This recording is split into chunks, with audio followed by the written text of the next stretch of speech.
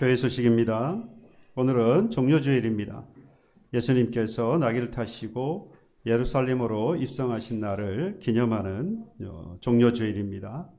이부 예배 중에 우리 성례식이 있겠습니다. 오늘은 학습식과 더불어서 성찬식이 함께 있겠습니다. 특별 저녁 기도회가 내일부터 시작해서 금요일까지 한 주간 저녁 8시에 교회에서 모입니다. 예수님께서 당하셨던 그 고난, 죽음, 그것을 우리가 마음에 담고 함께 기도하기를 소망합니다. 함께 나오셔서 기도하시기 바랍니다. 다음 주일은 예수님께서 다시 사신 날을 기념하는 부활주일입니다. 그동안 우리 할렐루야 성가대가 준비했던 부활절 칸탄타가 함께 있겠습니다. 그래서 일부 예배는 모이지 않습니다. 그래서 꼭 2부 예배에 참석해 주시기 바랍니다. 2부 예배가 마치면 기관장 회의가 있습니다. 기관장 그리고 중직자들은 참여해 주시기 바라고요. 오늘까지 우리 필리핀에 있는 심곡연합교회에 가정의 달을 맞아서 선물을 보내드리는데 오늘까지 받도록 하겠습니다. 혹시 준비를 못하신 분 계시면 다음 주일에 가져와 보십시오. 이번 주간에 준비를 해서 우리가 박스를 만드는데 혹여라도 한 주간 지체될 수 있습니다. 그래서 여러분들 혹시 오늘까지 준비 못하신 분은 다음 주일까지 가지고 오셔도 좋겠습니다. 돌아오는 4일 토요일입니다. 우리가 1년에 2번 대청소를 하는데요. 오후 2시에 교회 대청소가 있겠습니다. 다가오는 토요일 함께 참석해 주시기 바랍니다. 우리가 구역별로 나누어서 매주마다 청소하시는데 참 수고하시는 것 너무 감사하고 그런 이 시간에 참석하시 특별히 못하신 분들은 이런 기회에 특별히 한번 참석해 보십시오. 여러분들이 오셔서 쾌적한 환경에서 깨끗한 환경에서 예배 드릴 수 있는 것은 누군가가 뭐 한 거겠습니까? 수고한 땀 흘린 것이기 때문에 그 혜택을 우리가 누리는 거 아니겠습니까? 감사하는 마음으로 꼭 나오셔서 함께 동참해 주시면 고맙겠습니다. 드린 예물을 위해서 우리 시간 함께 기도하도록 하겠습니다. 11조 예물입니다. 김소윤 청년 드립니다. 백선아 집사님, 한송아 집사님, 남찬우 집사님, 김복순 권사님, 김효수 집사님, 김성수 집사님, 방성혜 집사님, 홍경기 장로님, 안미화 권사님 드립니다.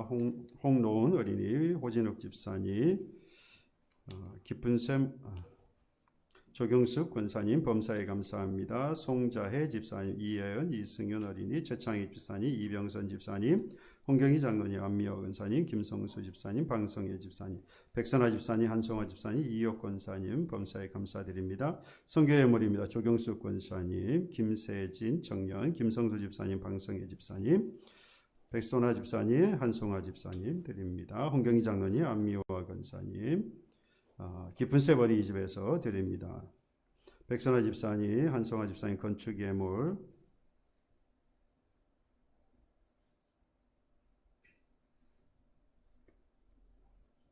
부활절 이병선 집사님 감사예물 드리고요. 조정예물 드립니다. 기도하겠습니다. 참 좋으신 하나님 감사합니다. 하나님의 크신 은혜와 사랑이 있어 오늘도 주님 앞에 나와 예배하게 하시니 감사합니다. 우리 주님께서 부활의 영광을 우리에게 주시기 위해서 고난의 십자가를 지고 죽으시는 그 놀라운 역사를 하나님이 계획하셨고 이를 이루시기 위하여 예루살렘으로 들어가신 그 놀라운 사건을 오늘 기념하여서 하나님 앞에 온전히 예배합니다. 우리의 드리는 예배를 기쁘게 받아주시고 이 시간 또한 마음을 다하여 정성을 다하여 하나님 앞에 드린 귀한 예물 하나님 기억하여 주옵소서. 수고하고 힘을 내어서 땀 흘려서 거두어 드렸던 것 하나님 아끼지 아니하고 믿음으로 온전히 주님 앞에 고백하여 드린 귀한 예물들 11조 예물, 감사예물, 선교의 예물 하나님 목적에 따라 뜻에 따라 하나님 앞에 온전히 드려진 줄 믿사오니 하나님의 영광을 위하여 사용되어지는 귀하고 복된 예물 되게 하여 주옵소서. 믿음으로 드렸사오니 믿음에 합당한 놀라운 복을 영과 육의 삶에 하나님 넘치게 하여 주시옵소서. 감사드렸고 우리 주 예수 그리스도 이름으로 기도하옵나이다. 아멘.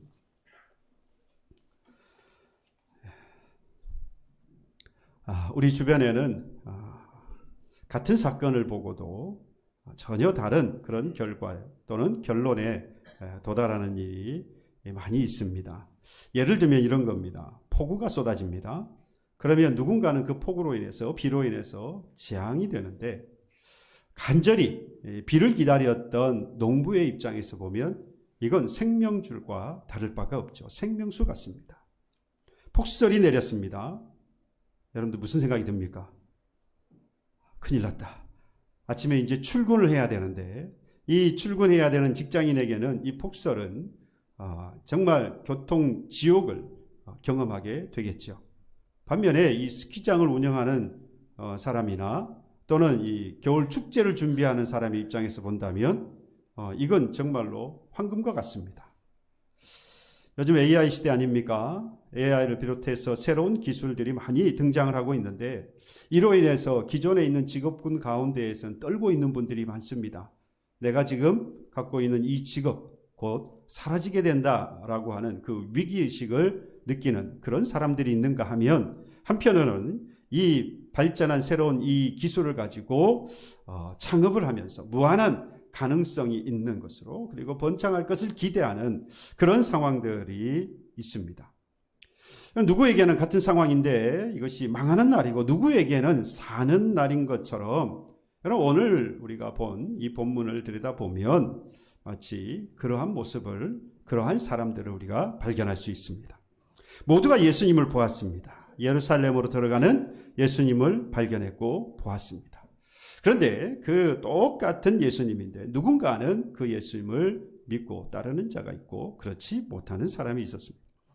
오늘은 그 예수님께서 예루살렘으로 들어가실 때에 많은 사람들이 있었는데 그 사람들이 예수님을 어떻게 맞이했는지 어떤 사람들이 있었는지 그리고 나아가서 나는 어떤 사람인지 오늘 말씀을 통해서 살펴보도록 하겠습니다. 예수님께서 예루살렘으로 돌아가신 날 우리가 종려주일이라고 말하는데요. 종려주일이라고 말하는 이유는 당시에 예수님께서 예루살렘으로 들어가실 때 따랐던 사람들 가운데에서 종려나무 가지, 그러니까 자신들의 옷을 벗어서 길을 만들고 그리고 종려나무 가지를 꺾어서 흔드는 그러한 날이었기에 우리가 종려주일이라고 이야기를 합니다. 그 종려나무 가지를 흔들면서 사람들이 외쳤습니다. 호산나 다윗의 자손이여. 호산나 호산나 부르면서 당신이 다윗의 자손이라고 외치는 사람들이 있었습니다. 여러분 근데 지금까지 여러분들 호산나 그러면 무슨 생각을 하시죠? 호산나의 뜻이 지금 구원하소서, 당장 구원하소서라고 하는 뜻이거든요. 그런데 시편 118편에 보면 이게 처음 등장을 합니다. 호산나라고 하는 것은 지금 나를 구원하소서라고 하는 말은 맞는데 이 시편에서 보면 아주 절박한 구조 요청입니다. 그러니까 우리가 생각하는 이 호산나 그러면 우리가 뭐 하죠? 찬송합니다. 기뻐가지고 막 즐거워하면서 감사하면서 감동이 있어서 호산나 호산나 하면서 너무 기뻐하면서 찬송을 하는데 사실 그 뜻은 지금 나를 구원하소서. 다시 말하면 이건요. 지금 내가 죽게 생겼으니까 뭐 해달라는 거죠? 구해달라는 겁니다. 구조 요청을 하고 있는 거예요. 그렇다면 여기서 질문이 생기죠. 왜 예수님 당시에 따랐던 이 사람들이 예수님을 보면서 예루살렘에 들어오시는 예수님을 보면서 왜 호산나라고 부르짖었을까? 왜 나를 구원해달라라고 간절한 구조 요청을 했을까? 당시에 이스라엘 백성들이 처한 상황을 보면 알 수 있죠. 당시에 이스라엘 사람들은 로마의 식민지로 있었습니다. 로마의 식민지로 있었다는 것은 자유가 없다는 거죠. 뿐만 아니라 무거운 세금을 내야 했고요. 그리고 정치적인 탄압과 그리고 군사적으로도 억압을 당하고 있었습니다. 그들에게 있어서 종교는 생명과 같은데 종교 생활에 있어서도 자유롭지 못했어요. 그럴 수밖에 없는 게 이 로마에서는 사람들이 유대 사람들이 모이지 못하도록 했습니다. 우리가 일제강점기 때도 보면 사람들이 모이지 못하도록 하죠. 왜 그렇습니까? 사람들이 모이면 반역을 일으킬 가능성이 높잖아요. 그러니까 못 모이게 하는 겁니다. 그런데 우리가 코로나를 겪으면서 우리가 모이지 못하니까 뭐 할 수가 없습니까? 함께 예배할 수가 없었잖아요. 예배함으로 종교생활이 유지되어졌던 유대인들, 특별히 그들의 종교생활 또는 신앙생활은 그들의 생명과 같았는데 모이지 못하게 해서 신앙생활을 하지 못하게 했다. 이건 정말로 큰 탄압이 아닐 수가 없는 겁니다. 그래서 그들은 기다렸던 거예요. 자유를 줄 자를 기다리고 있었던 겁니다. 그를 뭐라고 표현했느냐? 메시아라고 표현을 했어요. 구원자라고 이야기를 합니다. 그런데 그들이 기다렸던 메시아 곧 구원자는요, 지금 저와 여러분들이 생각하는 구원자와 다른 거죠. 지금 상황이 뭐라 그랬습니까? 로마의 식민지에 있었기 때문에 당시에 자신들의 문제를 해결해 줄 그런 메시아를 구했습니다. 바꿔 말하면 마치 다윗과 같이 칼을 들고 싸워줄 왕이 필요했어요. 모세와 같이 자신들의 조상들, 그들의 조상들을 애굽에서 이끌고 나왔던 바로 이 모세와 같은 그런 정치적 해방자가 필요했던 겁니다. 이스라엘에게 있었던 그 영광을 회복시켜줄 지도자가 필요했던 거예요. 그들을 기대했습니다. 그래서 예수님을 보고 확신을 했던 겁니다. 바로 이분이다. 바로 이분이야말로 우리를 로마로부터 해방시켜줄 자다. 그도 그럴 것이 예수님께서 오셔서 지금 오늘 본문에 보면 이 예루살렘에서 이 예수님이 들어오시는 것을 맞이했던 이 사람들이 들은 것들이 있다라고 했습니다. 뭘 들었느냐? 이 예수님이 가는 곳마다 병든 자가 나음을 받더라. 귀신이 쫓겨나가더라. 심지어 죽은 자가 살아나는데 요한복음 11장에 보면 이 예루살렘 들어오기 직전에 나사로가 걸어 나오는 그 사건까지도 있었어요. 그러니 이런 일을 행하는 능력이 있는 자라고 한다면 로마 그거 얼마든지 무찌를 수 있을 것이다. 이길 수 있을 것이다. 그래서 우리에게 자유를 줄 것이다 라고 생각하고 뭘 흔들었다는 겁니까? 호산나 다윗의 자손이여 라고 하며 종려나무 가지를 흔들었다라는 겁니다. 그러니까 이 종려나무 가지라고 하는 것은 단순하지 않아요. 자신들 곧 민족, 그 민족 승리의 상징입니다. 이게 이미 이전에 그런 사건이 있었습니다. BC 167년, 주전 167년에 보면 마카비 혁명이라는 게 있습니다. 당시에 유대 땅을 지배하던 셀루코스라고 하는 제국입니다. 셀루코스 제국이 이 유대 땅을 식민지로 삼고 점령을 하고 있었어요. 그런데 이 제국이 이 유대 땅에 점령을 하면서 식민지로 삼으면서 헬레니즘 정책을 폈고 그리고 유대교를 탄압하게 되어집니다. 이에 대해서 마카비와 그의 아버지 그리고 그 아버지와 마카비 이 아들이 힘을 합쳐서 봉기를 듭니다. 그들이 이 셀루코스 왕 제국의 입장에서 보면 반역이 되겠지요. 무려 3년 동안이나 전쟁이 벌어져요. 그런데 연전연승을 합니다. 싸울 때마다 이깁니다. 그래서 3년 만에 결국 식민지에서 탈출을 해요. 해방을 하게 되어집니다. 이 날을 기념하여서 수전절을 지금도 예수님 당시뿐만 아니라 지금도 수전절을 지키고 있는데요. 그때에 이 예루살렘으로 들어오는 이들을 바라보면서 했던 게 뭐냐? 바로 종려나무 가지를 흔들었던 겁니다. 그래서 이 종려나무 가지를 흔든다고 하는 것은 민족의 승리를 이야기해요. 그래서 예수님께서 예루살렘으로 들어오실 때에 군중들이 그 예수님을 향해서 호산나 다윗의 자손이여 부르짖고 그리고 종려나무 가지를 흔들었다. 그건 군중들이 지금 뭘 기대하고 있다는 겁니다. 기도하고 있다는 거죠. 민족의 해방을 기대하고 있다라고 하는 것을 알 수 있는 겁니다. 그러니까 군중들은 전쟁에서 승리하는 왕을 기대했는데 그런데 예수님은 어떻게 합니까? 어린 나귀를 타고 들어오십니다. 평화의 왕으로 우리는 오신다라고 말하지 않습니까? 이 간극이 너무 큰 거예요. 그러니까 결국 그들은요, 예수님께서 예루살렘으로 들어오시는 그 모습을 보고 종려나무 가지를 흔들면서 호산나 다윗의 자손이여라고 부르짖었던 그들은 그 예수님을 향하여서 예수님을 사랑하여서 그 예수님을 믿어서 우리가 알고 있는 것처럼 예수님께서 예루살렘에 들어오신 이후에 죄와 사망의 권세를 물리치기 위해서 십자가를 지고 죽으시고 부활의 영광이 이르기까지 이 모든 것을 이루시기 위해서 오신 그 예수님이 아니라 그들의 인생의 문제를 해결해 줄 수 있는 그런 능력이 있는 예수를 바라보고 있었던 겁니다.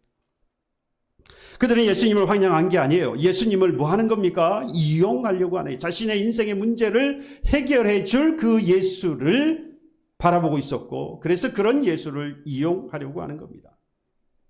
이 사실 너무나도 확실한 것은요, 이후에 이 사람들이 완전히 바뀌잖아요.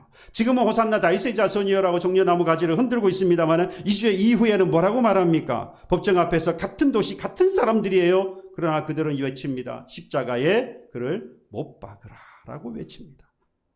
왜 이렇게 사람들이 급변했겠습니까? 사람들이 이렇게 쉽게 변합니까? 물론 여러분들 사람이 조변 섞게 한다고 그러잖아요. 아침 다르고 저녁 다르다. 여러분 그런 의미로 드리는 말씀이 아니라 이때에 예루살렘에서 예수님이 들어오실 때에 맞이했던 그 사람들은 이때나 그리고 십자가에 달려 십자가에 못 박으라고 할 때나 그때나 지금이나 뭐 하다는 거죠? 똑같은 사람이라는 겁니다. 처음에도 역시 그들이 호산나라고 부르짖었을 때에는 그들은 믿음을 고백하면서 당신이 우리의 죄와 사망의 권세에서 우리를 구원해달라고 부르짖은 게 아니라 뭐 해달라는 겁니까? 우리를 위하여서 살아달라. 우리를 위하여서 일해라. 우리를 위하여서 싸워라. 나의 문제를 해결해달라라고 부르짖었다는 거예요. 그런데 예수님께서 그들의 기대대로 움직이지 않았습니다. 로마를 공격하지 않았어요. 권력을 붙잡지도 않았습니다. 오히려 성전을 정화시켜버리고요. 그리고 당시의 종교 지도자들을 향하여서 책망을 하십니다.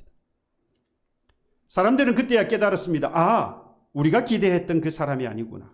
이 사람은 우리가 원하는 왕이 아니다. 그 순간의 환호는 분노로 바뀌었고 호산나 다윗의 자손이여 종려나무 가지를 흔들었던 그들은 이제 십자가에 못 박으라 외치게 된 겁니다. 근데 문제는 우리가 이 모습을 보면서 우리는 뭐라고 생각을 하느냐?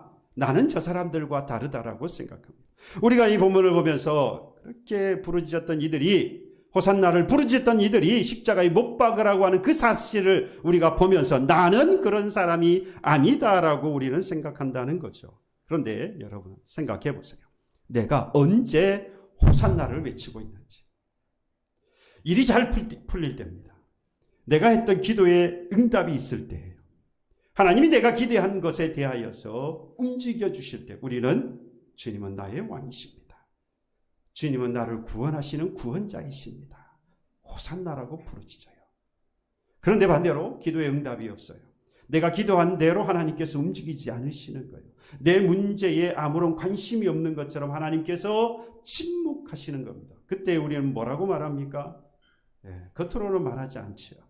그런데 삶을 들여다보면 왜 나를 이렇게 가만히 두십니까? 내가 이렇게 어렵고 힘들고 곧 시험에 들어서 낙심하고 좌절하게 생겼는데 왜 이 어려움에서 나를 구원하지 않습니까? 라고. 여러분, 이것이 바로 종려주일 군중들의 모습입니다. 입으로는 주여라고 부르짖지만 마음으로는 내 뜻을 붙잡고 있는 상태. 그래서 여러분 종려주일은요 단순히 예수님께서 예루살렘에 들어오는 것을 환영하는 날 아닙니다. 저는 아니라고 생각해요. 이 종려주일은요 나의 신앙의 정체가 드러나는 날입니다. 나는 예수님을 믿고 있는가? 아니면 내가 원하는 예수를 만들어서 그 예수의 능력을 믿고 있는가? 여러분 이 질문에 대해서 우리가 속히 대답하지 못한다고 한다면 우리는 언제든지 종려나무 가지를 오늘 흔들고 있을지 모르지만 그 십자가 예수를 못 박으라고 부르짖는 자가 될 수 있다는 겁니다. 또한 예루살렘 성에는요 침묵하는 사람들이 있었어요. 오늘 본문 10절에 읽지는 않았습니다만 10절에 가서 보시면 온 성이 소동하여 이르되 이는 누구냐 하거늘. 그래서 소동한다라고 하는 것은요 이 지진이 일어났을 때 사용하는 단어입니다. 그러니까 예루살렘에 예수님께 들어오실 때에 사람들이 얼마나 많이 모였는지 그때에 소동했다라고 하는 것은 웅성웅성 이게 아니고 마치 지진이 일어나서 막 지축이 흔들리는 것 같은 그런 느낌을 받았다라는 거죠. 지진이 발생한 것처럼 예루살렘 전체가 흔들렸습니다. 그런데 흥미로운 게 있어요. 이 흔들림 속에서도 많은 사람들이 아무런 반응을 하지 않고 아무런 행동을 하지 않는 사람들이 많이 있었다는 겁니다. 이건 제 이야기가 아니고요. 이때 말하는 이는 누구냐라고 지금 이 사람이 누구냐, 이는 누구냐라고 말하고 있잖아요. 이 사람들은요, 지금 온 성이 소동했다고 그랬잖아요. 온 성이. 그래서 이건요, 나중에 동사를 가서 보면 미완료 복수를 사용하고 있어요. 많은 사람들이라는 뜻이 포함되어져 있다라는 이야기입니다. 이 사람이 누구냐라고 하는 것은 한 사람이 이야기한 게 아니고요. 대다수, 그러니까 많은 사람들이 지금 예수가 들어오는 모습을 보고 이 사람 누구지? 라고 이야기한다는 거예요.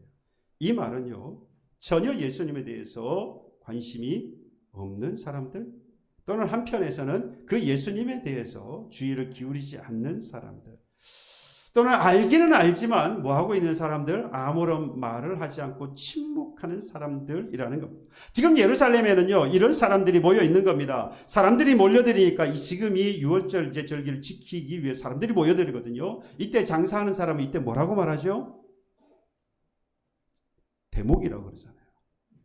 네? 지금 장사하는 사람들에게는 지금 이제 대목입니다. 유월절 제사를 준비하기 위해서 오는 많은 사람들이 모여 있습니다. 그리고 유월절을 맞이해서 온 순례자들도 있습니다. 돌아가는 이 정치 상황을 들여다보면서 지도자들의 눈치를 보는 사람들, 뭐 이런 사람들이 가득 모여 있는 겁니다. 이 사람들의 중요 관심사는 뭐겠습니까? 오늘 장사가 잘 될까? 그렇죠? 로마, 이 사람들이 너무 모여 있는데 혹시 로마 군대가 와서 개입을 하지는 않을까? 야, 이거 괜히 이 상황에 휘말렸다가 문제가 생기는 건 아닌가? 뭐 이런 생각들로 가득 차 있을 거예요. 그때의 대다수 많은 사람이 조용히 있자, 가만히 있자, 침묵을 했던 사람들이 대다수였습니다. 이 사람들의 특징은요, 예수님을 반대하는 사람이 아닙니다. 그렇다고 해서 믿는 것도 아니라는 거예요. 그들의 단지 목적은요, 자신이 아닙니다. 자신만 살펴보고 주위를 살피는 사람들이에요. 그리고 뭐 합니까? 아무 말을 하지 않아요. 침묵합니다. 우리는 이런 경우, 그래도 예수님을 반대하는 사람보다는 십자가에 못 박아 죽이라고 하는 당장 그런 사람이 있다고 한다면 그런 사람들보다는 반대하는 사람보다는 나은 거 아니냐라고 생각할 수 있는데요. 여러분, 지금 당장의 이 침묵이 나중의 결과에 있어서 오늘 침묵해서 미루어버렸던 그 일로 인해서 나중에 그 결말이 어떻게 되어질지 모른다는 거예요. 미뤄졌던 그 일로 인해서 나중에 좋은 결과가 왔으면 좋겠는데 오늘 우리가 아는 것처럼 결코 그렇지 않았습니다. 여러분, 사고나 이런 질병이 발생한 이후에 인명을 구조하거나 또는 치료 효과를 극대화할 수 있는 제한된 시간이 있습니다. 그 시간을 뭐라고 그러죠? 골든타임이라고 말하죠. 골든타임. 원래는 이게 방송이라든지 마케팅에 사용을 했던 용어입니다. 그래서 사람들이 자주 왕래하는 시간 또는 많이 보는 시간, 그 시간을 골든타임이라고 이야기해요. 그래서 많이 상품을 팔 수 있는 시간, 또 사람들이 많이 시청할 수 있는 시간. 그런데 지금은 현재 의료라든지 재난 현장에서 더 많이 사용을 하는데요. 혹시 여러분들 들어봤는지 모르겠습니다. 골든타임 중에 생존 법칙 333이 있습니다. 생존 법칙 333. 공기 없이 3분, 물 없이 3분, 식량 없이 3주 또는 30일. 이게 바로 생존 가능 시간이라는 겁니다. 재난을 당했습니다. 재난의 경우에 골든타임은요, 48시간으로 봅니다. 뇌출혈이 있는 경우에는 쓰러진 이후 3시간에서 4시간까지가 골든타임입니다. 이때에 응급처치를 하지 않으면 생명을 잃을 수도 있죠. 그런데 실제로 많은 사고 현장에서 이 골든타임을 놓쳐버린 경우가 많이 있습니다. 그런 경우 왜 그랬는가를 대부분 살펴보면 사람들이 생각합니다. 누가 먼저 신고하겠지. 그래서 미루는 거죠. 괜히 내가 이 상황에 나섰다가 문제가 생기면 내가 이거 책임져야 되는 거 아니야. 그런 생각에 그래서 가만히 있는 게 낫겠다. 좀 더 상황을 지켜봐야 되는 것은 아닐까. 그래서 결국 아무 행동을 하지 않고 미루는 바람에 살릴 수 있었던 그 사람도 죽게 되는 그런 일들이 발생하는 겁니다. 지금 예루살렘에도 지금 같은 일이 발생을 한 거예요. 도시가, 이 예루살렘이 진동할 만한 그런 놀라운 사건이 지금 벌어지고 있잖아요. 그런데 사람들이 뭐라고 말합니까? 이 사람, 이는 누구냐라고 이야기하고 있다는 거예요. 아무런 행동을 취하지 않고 있어요. 그저 미뤄두고 있습니다. 결정을 내리지 않았어요. 결국요, 살 수 있는 골든타임을 놓쳐버려서 생명을 잃고 말았습니다.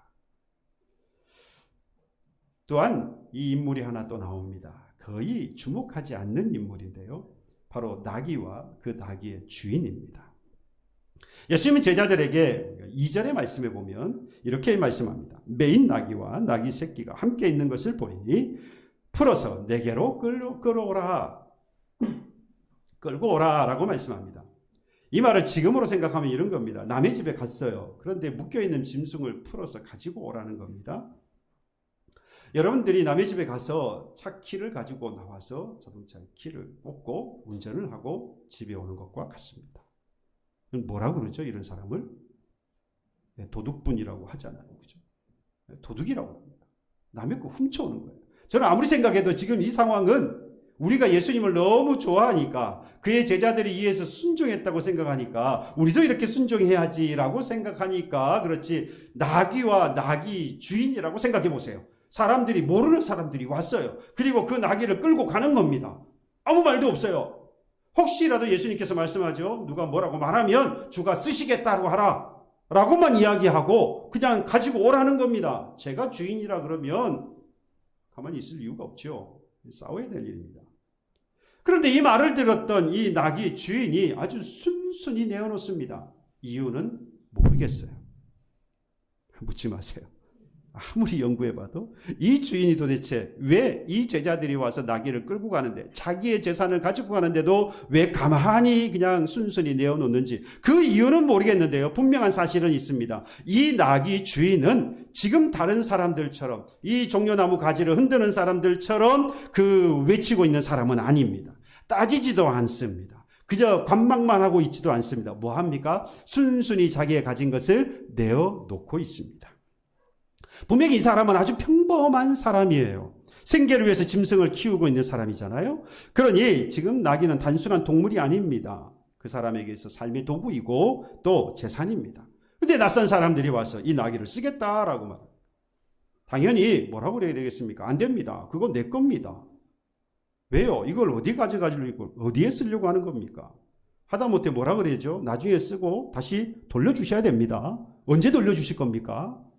최소한 그런 질문이라도 할 수 있잖아요. 그런데 아무 말 없이 그냥 내어줍니다.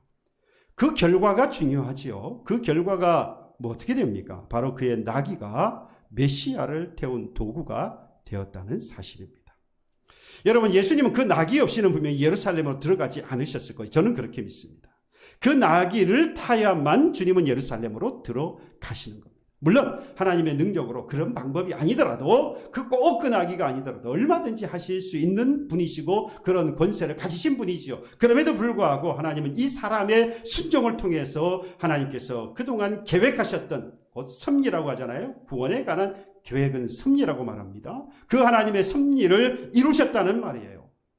하나님의 계획, 하나님의 그 섭리를 이루시기 위해서 이름 없는 한 사람의 그 내어줌을 통해서 그 일을 이루셨다는 사실, 여러분, 나의 이 순순히 행한 그런 순종이 하나님의 뜻을 완성하는 길이라는 사실, 우리는 잊지 말아야 합니다.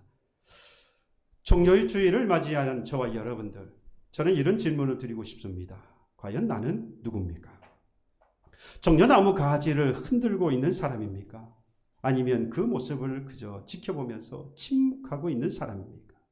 아니면 어린 나귀, 자기의 것을, 자기의 삶을 내어놓는 이름 없는 한 사람입니까?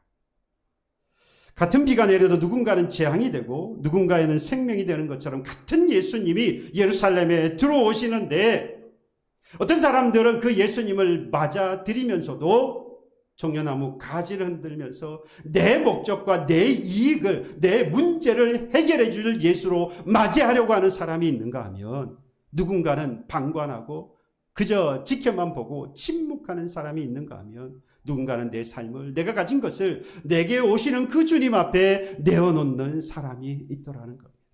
여러분은 누구십니까?